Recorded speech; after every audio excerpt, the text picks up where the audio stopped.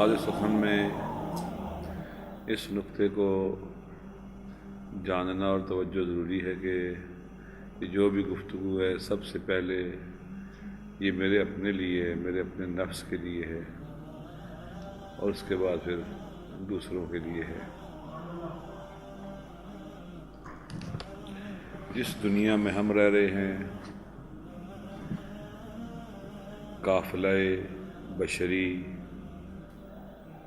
رواں دواں ہے، قافلہ کون و مکان دائماً سفر کی حالت میں ہے۔ کسی شے کو اس عالم میں قرار نہیں، ہر شے حرکت میں ہے۔ اس قافلہ کون و مکان کا قافلہ سالار کون ہے؟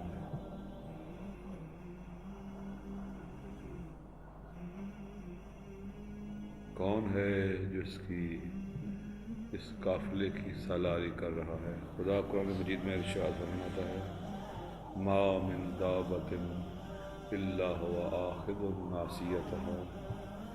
خدا قافلہ سالار ہے اس قافلہ کون و مکان کا۔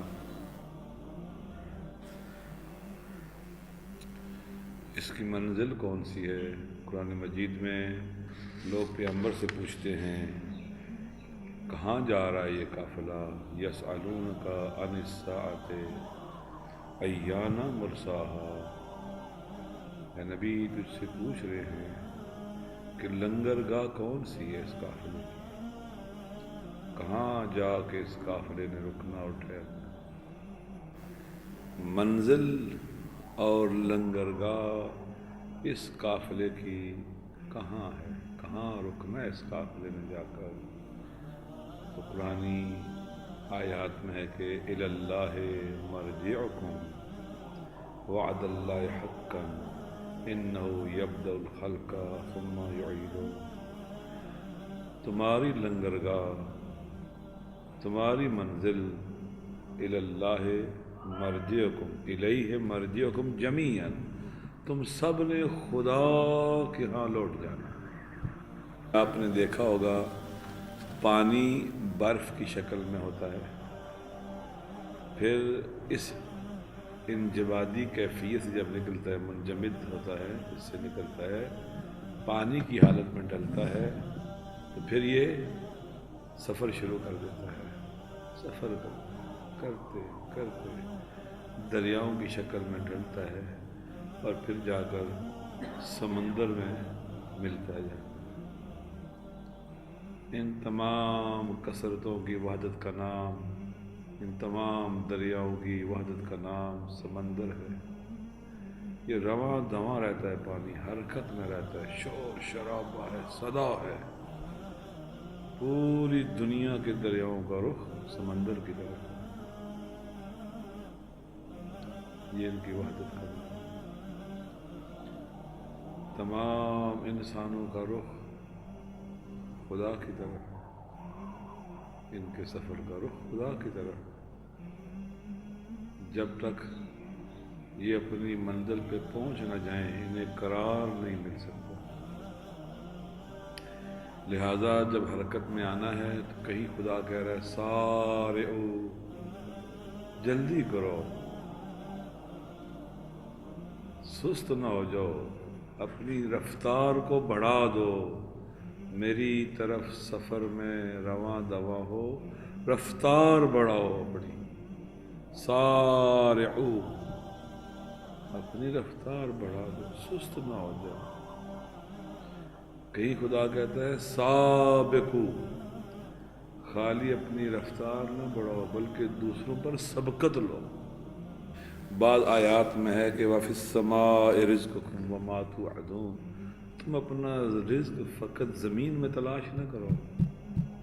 وَفِي السَّمَاءِ رِزْقُكُمْ، تمہارا رزق آسمانوں میں ہے، تم پرواز کرو، زمین سے بلند ہو جاؤ، اٹھو، خدا کے قریب ہو جاؤ۔ یہ خدا کے وعدے ہیں۔ اتنا خوبصورت پیغام ہے ہمارے لیے اس آیت میں۔ ہم جب اس دنیا میں آتے ہیں، کوئی کہتا ہے میں ایشین ہوں، کوئی کہتا ہے میں یورپین ہوں، کوئی کہتا ہے میں پاکستانی ہوں، کوئی کیا اپنی کیا اپنے لیے نسبتیں اور تعلق پیدا کرتا ہے اور ان کو بیان کرتا ہے۔ قرآن کیا کہہ رہا ہے؟ ان للہ، تم خدائی ہو، تمہارے شیان شان نہیں ہے، تم علاقوں سے اپنی شناخت کرواؤ، تم خدائی ہو۔ وَإِنَّا إِلَيْهِ رَاجِعُونَ، اور تمہاری منزل بھی خدا ہے، تم نے وہیں لوٹ جانا ہے۔ وہ ہزار قسم کے رنگ جو دنیاوی ہیں، خدا کہتا ہے یہ نہیں ہے، ان للہ، تم خدائی ہو، تمہارے پر رنگ خدائی ہونا چاہیے۔ صبغۃ اللہ، ومن احسن من اللہ صبغۃ ونحن له عابدون، رنگ خدائی، صبغۃ اللہ، رنگ جو ہے وہ رنگ خدائی ہے اور کچھ نہیں ہو۔ وہ باقی سب ظلمتیں اور تاریکی ہیں جنہیں تم رنگ سمجھے بیٹھے ہو، وہ سب تاریکیاں ہیں۔ انسان کے شایان شان جو رنگ ہے وہ رنگ خدائی ہے، اور بس